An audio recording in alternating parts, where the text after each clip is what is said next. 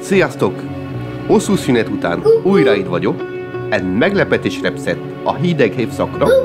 A kisfőnök adja a receptet. Egy pohár bor, 2 kerekformájú sajt, vagy fél kiló, 4 hagyma, 250 g szalonna és 1 kg burgonya. Helyi termékek felhasználásával köszönjük az Encsi szalonnával. A receptben azt adok mester, mert nem volt robrosom a borban. Először a burgonyát forró vízbe teszünk. A kis szakács lassan halad, nehogy megegesse magát. A recept titka a robloson. Egy különleges ízű savoyai sajt, az Alpok specialitása. A recept 20%-at kell kitennie, és az egyetlen sajt normálisan az ételben.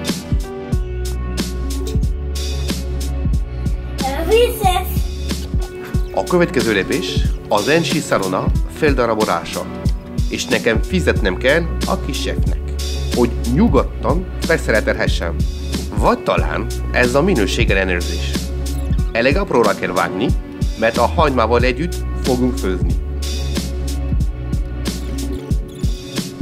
Mellesleg most elkezdjünk a hagyma vágását.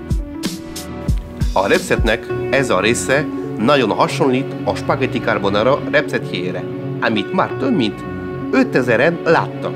Köszönjük szépen a támogatást! Most ellenőrizzünk, hogy a burgonya eléggé megfőtt-e. C'est tout? A kis szakács imád kavargatni, akárcsak az apukája. A víz őfokat is teszteli.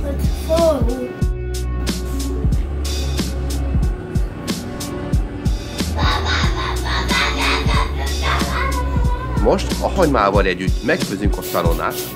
Én először a szalonnát teszem rá, majd a hagymát. Addig adjuk főni, amíg a színe sötétebb nem lesz. Nézze meg ezt a gyönyörű színt. Egyszerűen tökéletesen. A burgonya elég forró, ezért lecsöpögtetem a vizet, hogy lehűljön. A burgonyát úgy szeretem, hogy minél jobban megtöltse az edényt. Alaposan ki kell számolni, hogy az alsó és a felső rejtekhez ugyanannyi jusson. A sajtma kitölti a réseket. Most hozzáadom a főtt szalonnát és a hagymát. Ezután hozzáadom a tejszínt. Én 20 centilitert használok, mert a tejszín elég sűrű.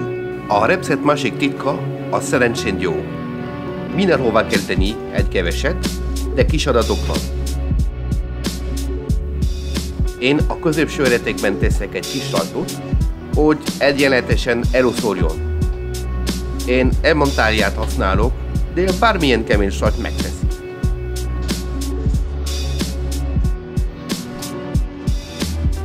Most az utolsó réteg következik.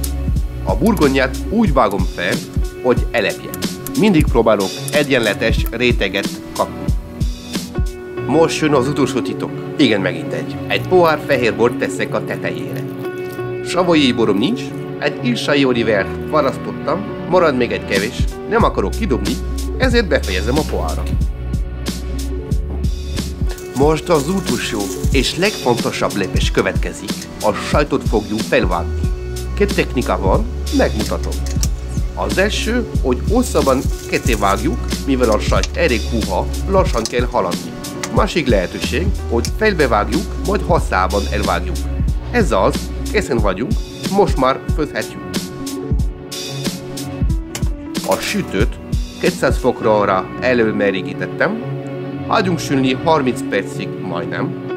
A lényeg, hogy jó kerget kapjunk, a sajt már bújtboborikol, ami jó jel. Voilà, megfőtt, hagyjunk egy kicsit kiülni, és tálaljuk. Nekem ez nem tűnik túl rossznak, úgyhogy mehetünk tovább a kóstolásra a 2 ördöggel. A nagy belehegyezik az evésben, ami jó jel. Finom?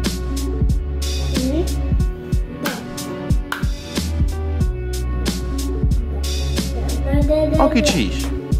Kész is van. Köszönöm mindenkinek, és hamarosan találkozunk meg több egyszerű és finom receptért.